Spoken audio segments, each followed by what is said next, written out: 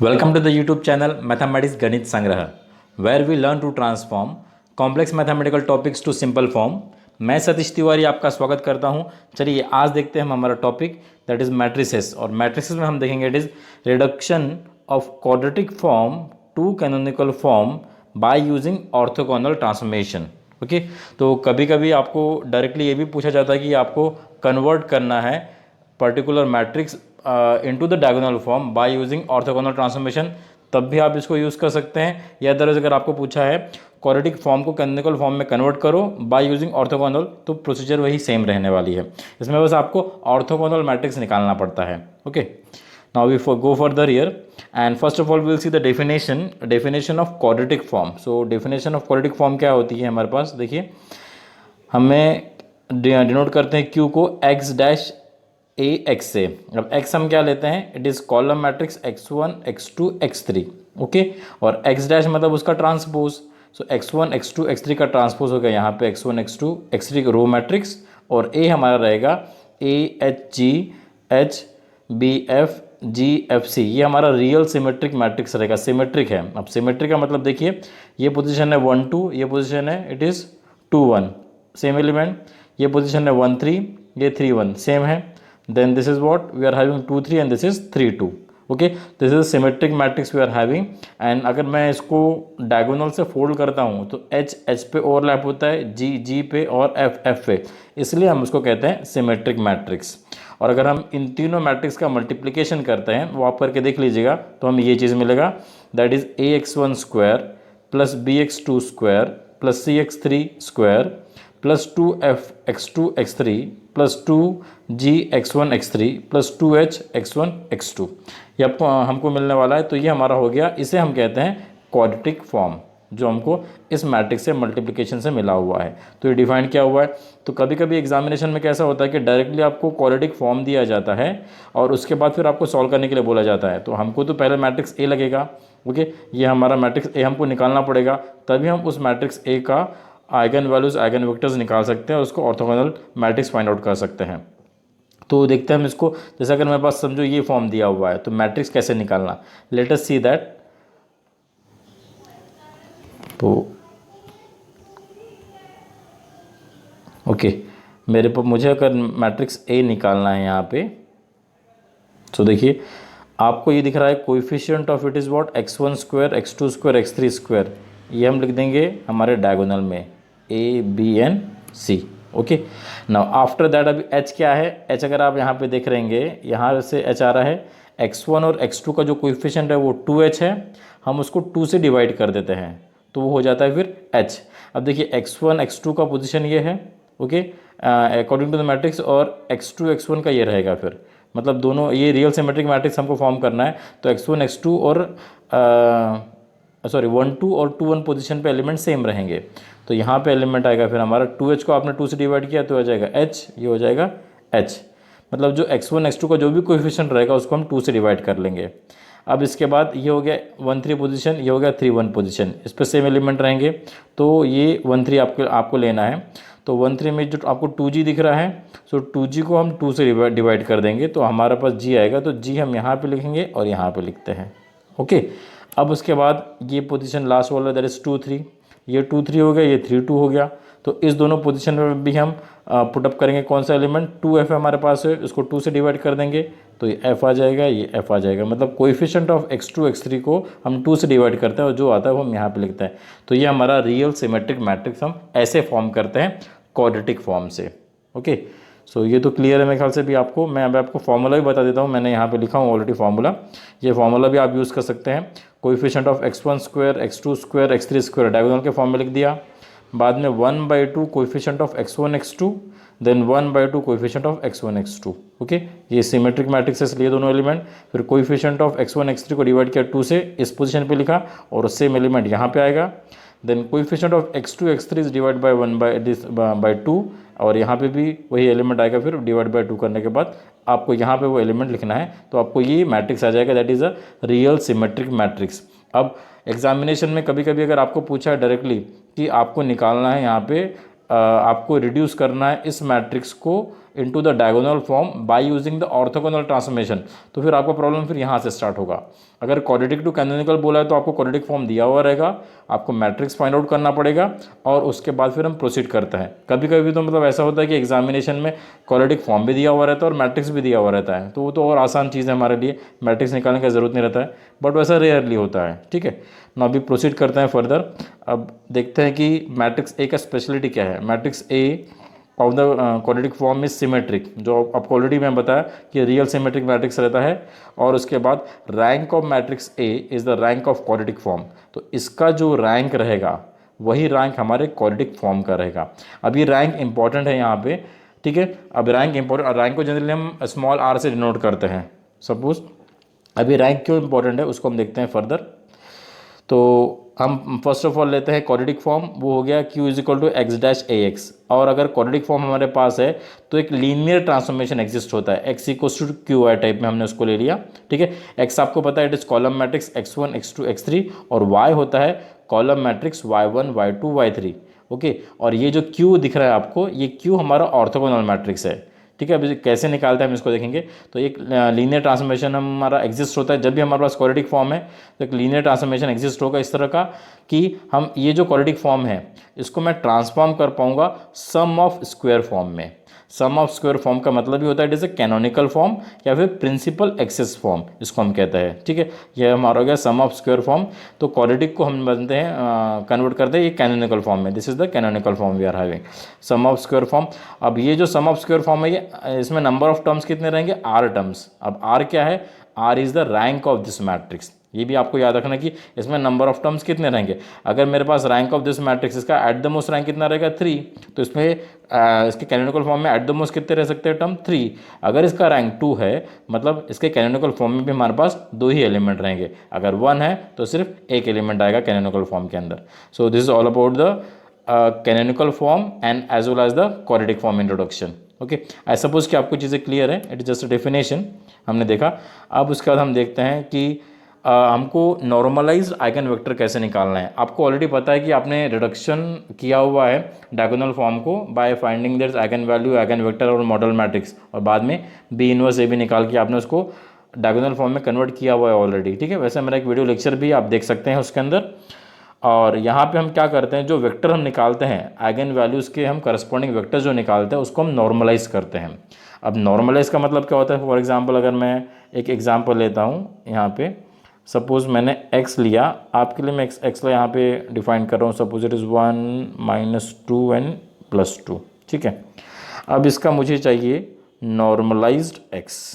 अब normalised x अगर मुझे निकालना है इसका, तो मैं कैसे निकालूंगा, देखो मेरे पास 1 2 और 1 - 2 और 2 दिख रहे हैं, तो मैं लिखूँगा 1 अपॉन क्या आएगा, it is under root of, ये जो तीनों एलिमेंट आपको दिख रहे हैं उनका स्क्वायर लेना है और ऐड करना है, मतलब 1 square plus -2 square plus 2 square, is it okay.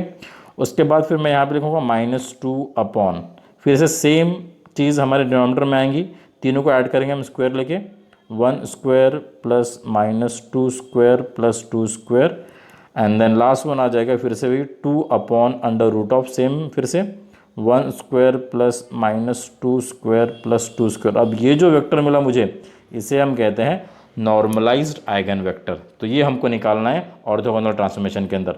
Generally हम जब नॉर्मल डायगोनल फॉर्म निकालते हैं उस समय हम उसको नॉर्मलाइज फॉर्म में नहीं लिखते हैं वेक्टर को, डायरेक्टली बी निकालते हैं और इंडिपेंडेंट वेक्टर्स रहते हैं, और बाद में बी इनवर्स ए बी से हम डायगोनल फॉर्म निकाल लेते हैं। अब इसको मैंने थोड़ा सा अगर सिंप्लीफाई किया तो ये हो जाएगा 1 अपॉन व्हाट इज इट, देखो 2 square 2 -2 square 4 4 + 1 9, under root of 9 is 3, तो ये 1/3, ये आ जाएगा -2/3 और ये हो जाएगा इट इज़ 2/3। तो ये हो गया हमारा नॉर्मलाइज्ड आइगन वेक्टर। ऐसे आपको वेक्टर निकालने हैं। ओके, वेक्टर तो मिल जाएगा आपको जो हमारे नॉर्मल मेथड से हमको निकाल के उसको बस नॉर्मलाइज कर लेना आपको इस तरीके से। ना फर्दर देखते हैं हम, फर्दर हमको क्या करना है। उसके बाद नॉर्मलाइज्ड आइगन वेक्टर हमारा निकल गए और वो सब वेक्टर को हम कलेक्ट करेंगे, वो सब वेक्टर हम कलेक्ट करेंगे तो हमको मिलेगा फिर Q। Okay. Q is the collection of all normalized eigen vector. जैसे सपोज मेरे पास 3 आइगन वैल्यूज़ है तो 3 वेक्टर निकलेंगे, ओके। अगर यहाँ पे मैंने 3 आइगन वैल्यूज़ का ही एग्जांपल लिया हूँ, इसको आप n नंबर पे भी हम एक्सटेंड कर सकते हैं। तो यहाँ पे 3 आइगन वैल्यूज़ है तो मुझे यहाँ पे 3 वेक्टर मिलेंगे और तीनों वेक्टर को मैं नॉर्मलाइज करूँगा तो मुझे मिलेगा क्यू, ओके। और उसका फिर निकालूंगा मैं क्यू डैश। अब क्यू डैश का मतलब क्या होता है, इट इज़ द हमने इसको ट्रांसपोज लिया, किसका, क्यू का। क्यू का ट्रांसपोज मतलब क्यू डैश। और अब इन तीनों का अगर मैंने मल्टीप्लिकेशन किया तो मुझे आ रहा है डायगोनल फॉर्म, ओके। तो ये similar to that reduction to the diagonal form वाला है जो हम नॉर्मल मेथड से करते हैं, बट यहाँ पे हम जो मैट्रिक्स लेते हैं क्यू, वो हमारा रहता है इट इज़ ऑर्थोगोनल मैट्रिक्स, क्योंकि हमने उसको फॉर्म किया हुआ है नॉर्मलाइज आइगन वेक्टर से, ओके। ना आप ऑर्थोगोनल मैट्रिक्स की डेफिनेशन देख लीजिएगा, उसके अंदर डेफिनेशन है and that you can see. अब हम इसको फर्दर लेके जाते हैं। अभी हमने ले लिया linear transformation x equals to Q Y, जहाँ पे हमने y को डिफाइन किया column matrix y1 y2 y3, और x ऑलरेडी हमारा डिफाइंड है, it is row matrix x1 x2 x3। अब हम देखेंगे it is Q Y, okay. So Q हमारा क्या है, ऑलरेडी हमने निकाला हुआ यहाँ पे। अब ना फर्दर हम क्या करते हैं, इसका डैश लेते हैं, x डैश लिया मतलब क्यू वाई डैश लिया।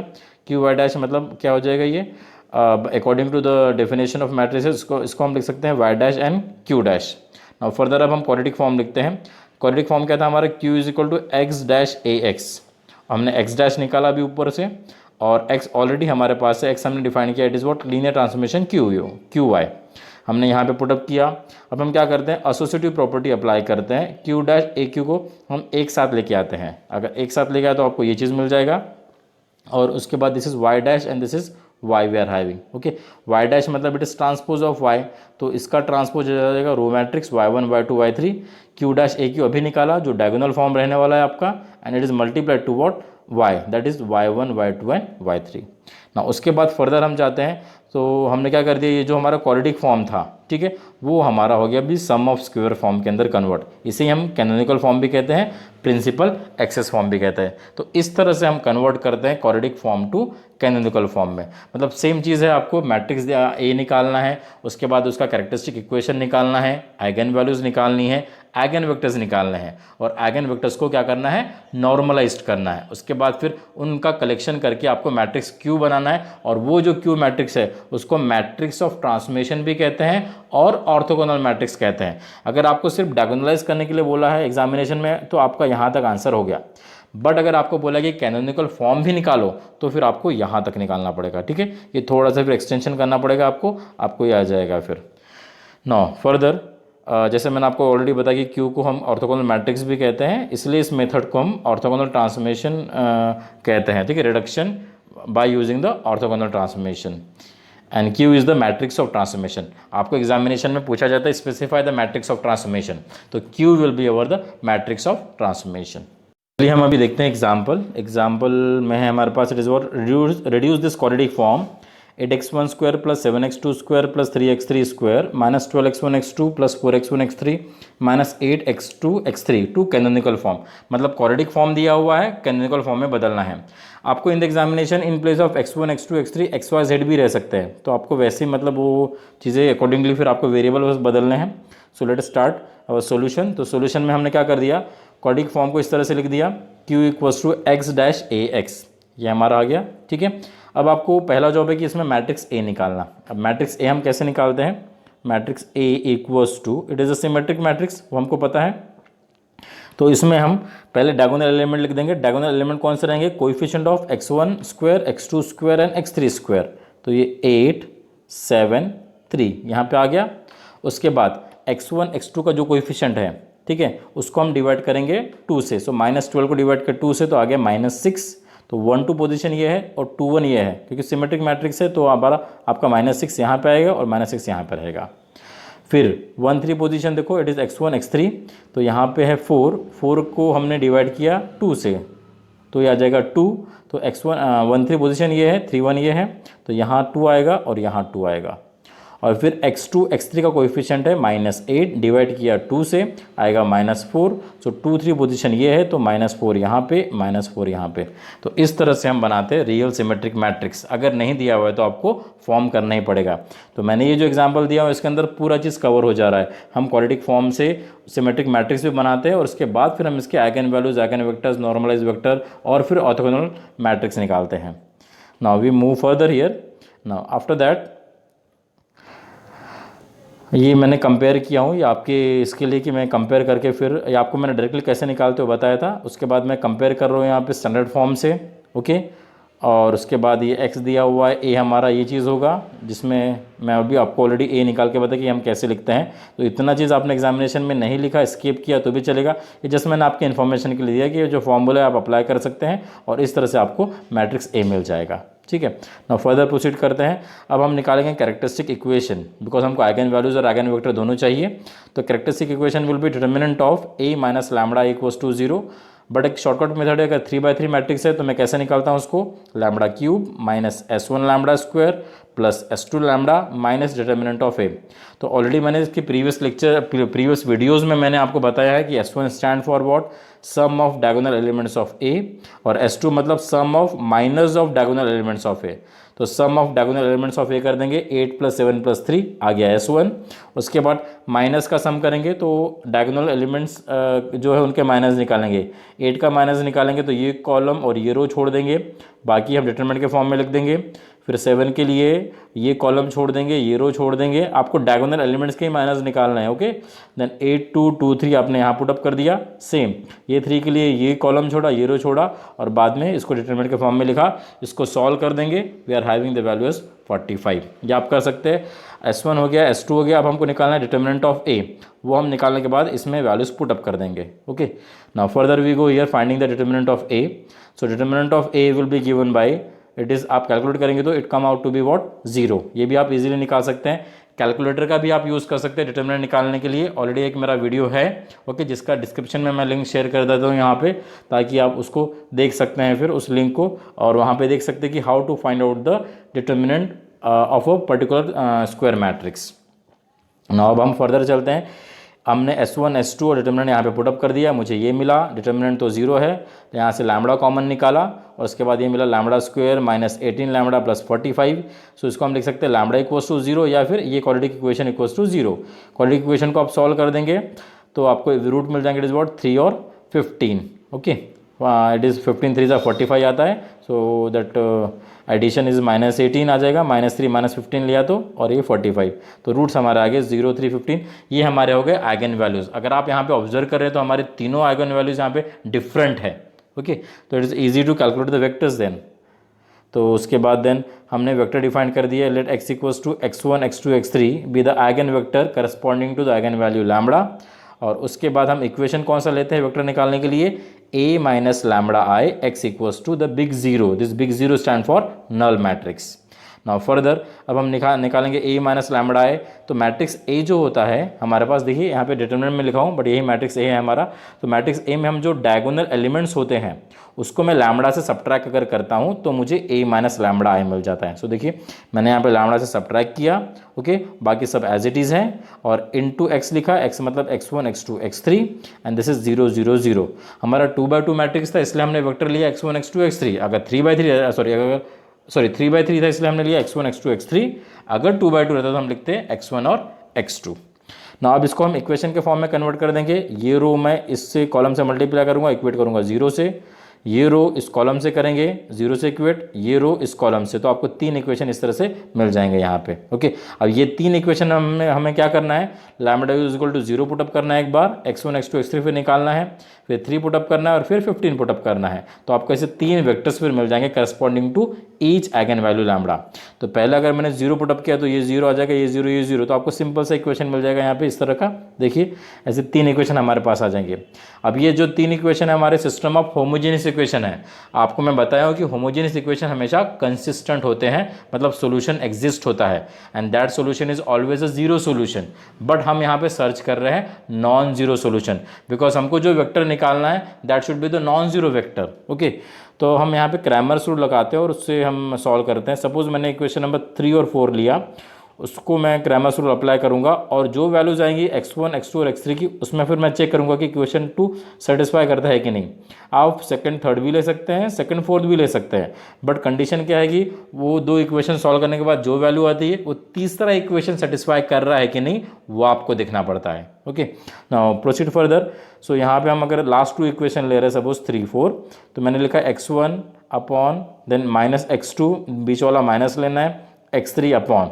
ओके, तो उसके बाद फिर हम क्या कर रहे हैं, हमने लिया है last two equation that is 3 और 4, तो मैं ये x1 के टर्म छोड़ दूंगा और x2 और x3 के कोएफिशिएंट जो है 3 और 4 में, उसको मैं डिटरमिनेंट के फॉर्म में लिखूंगा, मतलब 7 -4 -4 3, और डिटरमिनेंट को हम सॉल्व कर सकते हैं वेरी इजीली।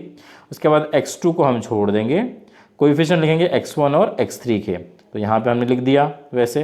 फिर x3 को छोड़ेंगे और x1 और x2 के जो कोएफिशिएंट्स है डिटरमिनेंट में लिख देंगे। इसको क्रॉस मल्टीप्लाई करके सॉल्व कर देंगे। It is 7 3 21, then minus minus plus, then -16, so it is 21 -16 आएगा। ठीक है, वैसे आप सेकंड सॉल्व करो, थर्ड सॉल्व करो, उसके बाद फर्दर इसको सॉल्व किया तो आपको आएगा 5 - 10 और 10, ये माइनस माइनस गेट प्लस। हमको दिख रहा है कि अगर मैं 2 से मल्टीप्लाई कर दूँ इसको तो आपका ये चीज़ और रिड्यूस हो जाता है, तो हमेशा आपको रिड्यूस करना है। अगर रिड्यूस होता है तो मेरे पास आंसर आया 1 2 2। सो वेक्टर मुझे मिल गया हमारे पास कॉलम मैट्रिक्स 1 2 2, और वेक्टर किसके लिए है, लैम्बडा = 0 के लिए, वो हमने नेक्स्ट लाइन में लिखा हुआ है फिर यहाँ पे। और एक और चीज़ कि ये जो इक्वेशन, ये जो वैल्यूज़ आई है 1 2 2, ये आप यहाँ पे पुटअप करके देखिए सेकंड इक्वेशन में, बिकॉज सेकंड इक्वेशन हमने यूज़ नहीं किया था निकालने के लिए, तो यहाँ पे आप 1 2 2 पुटअप करेंगे और it is coming out to be what, 0, satisfy करता है इक्वेशन। ओके, अब हम लिखते हैं वेक्टर हमारा लैम्बडा = 0 के लिए मैंने वेक्टर निकाला हुआ x = 1 2 2, और इसमें x will be equals to, then हमको नॉर्मलाइज करना है वेक्टर को, हम आपको बताया था, तो नॉर्मलाइज वेक्टर आएगा 1 upon √(1 square + 2 square + 2 square). Second element रहेगा then 2 upon √(1 square + 2 square + 2 square). वैसे ही थर्ड एलिमेंट हम लिख देंगे। ओके, अब 2 स्क्वायर + 2 स्क्वायर मतलब 4 + 1 9 हो जाएगा ये, दैट इज़ 4 4, इट इज़ +1 9, और √9 इज़ व्हाट, 3। तो यहाँ पे हमारा वेक्टर आ रहा है 1/3 2/3 और 2/3। तो लैम्बडा = 0 के लिए नॉर्मलाइज्ड वेक्टर आ गया हमारा, नॉर्मलाइज आइगन वेक्टर 1/3 2/3 2/3। वैसे भी हम पुटअप करेंगे हमारे इक्वेशन में लैम्बडा = जो 3 इक्वेशन थे, लैम्बडा = 3 पुटअप करेंगे, आपको ये 3 इक्वेशंस आ जाएंगे। इसमें से कोई भी 2 इक्वेशन आप ले लीजिए, मैं सपोज 6 और 7 लेता हूँ यहाँ पे, उसको सॉल्व करता हूँ और जो वैल्यूज आएगी मैं चेक करूँगा कि इक्वेशन नंबर 5 सेटिस्फाई कर रहा है कि नहीं। तो मैंने यहाँ पे एक्चुअली गलती से 5 और 6 लिख दिया, बट हमने 6 और 7 लिए हुए हैं। 6 और 7 लेके मैं बस क्रॉस मल्टीप्लाई किया हूँ, देखो 4 × 0 मतलब ये 0, then minus minus minus get plus, -16, 0 - 16, बीच वाला माइनस लेना है आपको, -x2 अपॉन को ये इसको छोड़ दिया, फिर इन दोनों के कोएफिशिएंट का मल्टीप्लाई कर दिया, फिर x3 को छोड़ दिया, इन दोनों के कोएफिशिएंट का मल्टीप्लाई। आप इतना शॉर्टकट कर सकते हैं, ठीक है। बस आपको वैल्यूज़ निकालनी है, इसको आप इसको 8 से मल्टीप्लाई कर सकते हैं, मल्टीप्लाई करेंगे तो आपको ये चीज़ आ जाएगी। ओके, तो वेक्टर्स हमारा हो गया -2 -1 2। चेक करेंगे हम कि ये क्वेश्चन नंबर 5 सेटिस्फाई करता है कि नहीं, उसको भी चेक कर लिया और यहाँ पे वो सेटिस्फाई कर रहा है। नाउ फर्दर सेटिस्फाई कर रहा है मतलब एक LHS = RHS आना चाहिए। ओके, मतलब 0 आना चाहिए हमारा आंसर ये सब्स्टिट्यूट करने के बाद। अब लैम्बडा = 3 के लिए फिर मुझे ये वेक्टर मिल गया, इसको भी नॉर्मलाइज करते हैं, -2 upon square of this square of this square of this. ठीक है, तीनों को हमने प्लस कर दिया, ये लिखा, फिर -1 अपॉन, फिर वैसे हमने यहाँ पे भी किया, दैट इज़ -2 स्क्वायर -1 स्क्वायर और 2 square. Now further then 2 upon that quantity we are having. अब उसके बाद देखिए इसको नॉर्मलाइज किया, इसको सब सिंप्लीफाई कर देंगे, ये भी √9 आ रहा है मतलब 3 आ रहा है, तो ये हमारा नॉर्मलाइज वेक्टर हो गया। वैसे ही फिर हमने लैम्बडा = 15 के लिए भी निकाला हुआ है। देखिए लैम्बडा = 15 और 3 इक्वेशन में पुटअप किया आपने, ये 3 इक्वेशन मिल गए।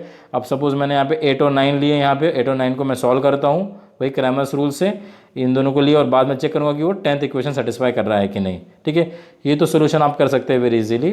और उसके बाद फिर आपको ये चीज़ मिल जाएंगी, वेक्टर भी मिल जाएंगे x1 x2 x3, तो ये सेटिस्फाई भी करेंगे इक्वेशन को। और उसके बाद हम वेक्टर लिखेंगे लैम्बडा = 15 के लिए ये वेक्टर, तो x मिलेगा हमको नॉर्मलाइज वेक्टर, फिर मिलेगा 2 अपॉन इसका स्क्वायर रूट ले लेंगे और सबके स्क्वायर करके ऐड कर देंगे। हाँ ठीक है, और उसके बाद सेम -2 के लिए भी हम लिखेंगे और 1 के लिए भी लिखेंगे, तो मेरे पास फिर से नॉर्मलाइज वेक्टर आ गया। अब जो 3 नॉर्मलाइज वेक्टर हमने निकाले हुए हैं, हम तीनों को एक साथ अब मर्ज करने वाले हैं। ओके, और वहाँ से हमको मिलेगा देन ऑर्थोगोनल मैट्रिक्स Q। इसे हम मैट्रिक्स ऑफ ट्रांसफॉर्मेशन भी कहते हैं। Q is called as the matrix of transformation. इसका मुझे ट्रांसपोज लगेगा अभी, दैट इज Q डैश, तो हम Q डैश भी निकाल लेते हैं। This is Q dash. तो ट्रांसपोज मतलब क्या होता है, आपको रो को कॉलम में चेंज करना है, तो आपने रो को यहाँ पे कॉलम में चेंज कर दिया, या फिर आप क्या कर सकते हैं, कॉलम को भी आप रो में चेंज कर सकते हैं। दोनों में से एक चीज़ करनी है, दोनों नहीं करनी है। अगर दोनों करेगा तो आपको सेम मैट्रिक्स आ जाएगा। ओके, तो एक चीज़ कर दिया आपने, रो को कॉलम में चेंज कर दिया, Q डैश आ गया। अब उसके बाद मैंने आपको बताया Q is called as the matrix of transformation. अब हम निकालेंगे Q dash A Q. Okay, so Q dash लिखा, A लिखा, Q लिखा, तीन मैट्रिक्स का मल्टीप्लिकेशन आप करेंगे। ये कैलकुलेटर में बहुत इजीली हो जाता है, इसको आप कर सकते हैं, ठीक है। और मेरा वो वीडियो भी देख सकते हैं जिसमें मैंने आपको बताया कि आपको मैट्रिक्स मल्टीप्लिकेशन कैसे करना है तीन मैट्रिक्सेस का, ठीक है, तीन मैट्रिक्सेस का। तो ये आपको डायगोनल फॉर्म आएगा डेफिनेटली, और डायगोनल फॉर्म में ये जो डायगोनल एंट्रीज रहेगी वो हमारी आइगन वैल्यूज रहेगी, दैट इज 0, 3 एंड 15। उसके बाद अब हम देखिए, अगर आपको सिर्फ पूछा है कि find out the diagonal form by orthogonal transformation, तो ये आपका यहाँ पर आ गया, ठीक है, यहीं तक आपको करना है। बट अगर आपको पूछा है कैनोनिकल फॉर्म भी निकालिए, तो अभी हम प्रोसीड करते हैं फर्दर। तो उसके लिए आप एक लीनियर ट्रांसफॉर्मेशन लेंगे, x equals to Q Y, Q already निकाला है आपने, और y हमारा होता है column matrix y1, y2, y3, ठीक है। तो अभी हमने लिया quadratic form, x dash A X लेंगे, x डैश मतलब इसका डैश लेंगे, मतलब that is Y Q dash A Q Y. So Y Q dash हो जाएगा क्यू डैश वाई डैश, ये हमारा दैट इज ये क्यू डैश और वाई डैश होना था यहाँ पे, ठीक है। सॉरी यहाँ पे मैंने थोड़ा गलती से लिख दिया, it is Q Y Q, ये क्यू वाई लिखेंगे आप यहाँ पे। सो क्यू वाई का अगर हम डैश लेते हैं तो that is Y dash and Q dash, ठीक है। Now which is equals to then further, अब हमने एसोसिएटिव प्रॉपर्टी लगा के ये तीन अंदर वाले जो मैट्रिक्स है उनको कलेक्ट कर लेना है, और इन दोनों का मल्टीप्लिकेशन हमको पता है, इट इज़ डायगोनल मैट्रिक्स, और आपको वाई डैश भी पता है, it is row matrix y1, y2, y3, और y आपको पता है y1, y2, y3। अब इनका हम मल्टीप्लिकेशन करेंगे, और मल्टीप्लिकेशन में हमको सम ऑफ स्क्वायर फॉर्म आएगा इस तरह का, that is 0y1 square, then it is हमारे पास इट इज़ 3y2 स्क्वायर, 3 को सफिक्स गलती से लग गया है 2 वहाँ पे देखिए, 15 देन y3 स्क्वायर। तो ये हो गया हमारा कैनोनिकल फॉर्म, या इसे हम कहते हैं it is sum of square form या प्रिंसिपल एक्सेस फॉर्म। ओके, तो आपको मल्टीप्लिकेशन वैसे एकदम ऐसा अलग अलग करके नहीं बताना है, आप डायरेक्टली भी एग्जाम में इस तरह से लिख सकते हैं। अगर आप देखेंगे तो यहाँ पे देखिए दो ही टर्म आई हुई है, देखा जाए तो, बिकॉज पहला टर्म तो 0 ही है, तो ये दो ही टर्म आई है, मतलब ये जो हमारा जो सिमेट्रिक मैट्रिक्स ए था उसका रैंक 2 होगा। ओके, इसलिए हमारे पास यहाँ पे सम ऑफ स्क्वायर फॉर्म में सिर्फ दो ही टर्म आई हुई है। ना अभी हम फर्दर चलते हैं, अभी थोड़ा सा रिकैप कर लेते हैं कि हमने अभी किस तरह से मतलब एग्जाम्पल को सॉल्व किया है, वो ज़्यादा ज़रूरी है, ठीक है। तो यहाँ पे मैंने लिखा हूँ, सो पहला हमारा काम क्या होता है कि क्वाड्रेटिक फॉर्म से आपको निकालना पड़ता है रियल सिमेट्रिक मैट्रिक्स। उसके बाद हम निकालते हैं characteristic equation, eigenvalues, eigenvectors of A, और उसके बाद फिर हम नॉर्मलाइज करते हैं हर एक आइगन वेक्टर को। ओके, और उनको कलेक्ट करके हम बनाते हैं ऑर्थोगोनल मैट्रिक्स। ऑर्थोगोनल मैट्रिक्स निकालने के बाद फिर हम ट्रांसपोज लेते हैं ऑर्थोगोनल मैट्रिक्स का, दैट इज क्यू डैश, फिर हम निकालते हैं Q dash A Q which is a diagonal form definitely, और उसमें डायगोनल एंट्रीज हमारी आइगन वैल्यूज़ रहेंगी। ओके, उसके बाद हम एक लीनियर ट्रांसफॉर्मेशन का कंसिडर करते हैं, x equals to Q Y, और बाद में फिर आप यहाँ पे कंसिडर करेंगे it is what q equals to X dash A X, ये हमारा हो गया क्वाड्रेटिक फॉर्म। इसमें बस वैल्यू पुटअप करते जाना है, आपको मल्टीप्लिकेशन करना है, तो आपको ये आ जाएगा सम ऑफ स्क्वायर फॉर्म। यहाँ पे जो मैंने एग्जांपल आपको लिया हूँ ये मैंने 3x3 मैट्रिक्स के लिए एक्सप्लेन किया हूँ, आप इसको 2x2 के लिए भी रिड्यूस कर सकते हैं, या अदरवाइज n नंबर के लिए आप इसको एक्सपांड कर सकते हैं। 3x3 अब मैंने स्टैंडर्ड ले लिया ताकि आपको चीज़ें क्लियरली समझ जाए, और एग्जामिनेशन में 3x3 के ही एग्जाम्पल्स आते हैं। So this is all about converting और transformation of what quadratic form to canonical form. अब थोड़ा सा एक्सरसाइज भी आप यहाँ पे देख लीजिए, नोट कर लीजिए, इसका आप स्क्रीनशॉट ले सकते हैं। ये आपको करने हैं एग्जांपल्स, यहाँ पे 1 2 3 एग्जांपल मैंने दिए हैं, विद आंसर्स भी दिया हुआ है। फर्स्ट एग्जांपल में भी आपको रिड्यूस करना है quadratic form to canonical form, second में भी वही करना है आपको, थर्ड में आपको फिर फाइंड द आइगन वेक्टर्स बोला है, और बाद में रिड्यूस करना है आपको ये canonical form, sorry quadratic form to canonical form. तो यहाँ पे देखो मैट्रिक्स आपको दिया हुआ है इस वाले क्वेश्चन में, बाकी दो क्वेश्चन में नहीं दिया, तो दोनों क्वेश्चन में आपको निकालना पड़ेगा। और बाद में एक और एग्जांपल है, फोर्थ वाला एग्जांपल, इसको भी आप नोट कर लीजिए। इसमें सिर्फ आपको बोला कि diagonalise the matrix by orthogonal transformation, मतलब आपको सिर्फ डायगोनलाइजेशन करना है, मैट्रिक्स ए दिया हुआ है आपको, और आपको क्यू डैश ए क्यू तक निकालना है सिर्फ, ठीक है। ऐसे भी एग्जाम्पल्स आते हैं। सो मैं समझता हूँ कि आपको शायद ये समझा होगा, थोड़ा सा लेंदी होता है ये करने में, तो मैं आपको सजेस्ट करूँगा अगर एग्जामिनेशन में आता है तो इसको थोड़ा सा अवॉइड कीजिएगा, बिकॉज बाकी क्वेश्चंस जो होते हैं मतलब मैट्रिक्स के वो इजीली सॉल्व होते हैं। बट अगर आपके पास ऑप्शन नहीं है तो मैं कहूँगा रेफ़र कीजिए, क्योंकि वैसे आसान है बट थोड़ा लेंदी है और कुछ नहीं। So I just thank you very much to all of you for watching this video, and please do subscribe the channel for more such videos, and like and share the videos, and please share the videos with your friends who are learning in the other university as well. So thank you very much. Thank you for watching, and if you have any query, please post in the comment box. I will try to solve it.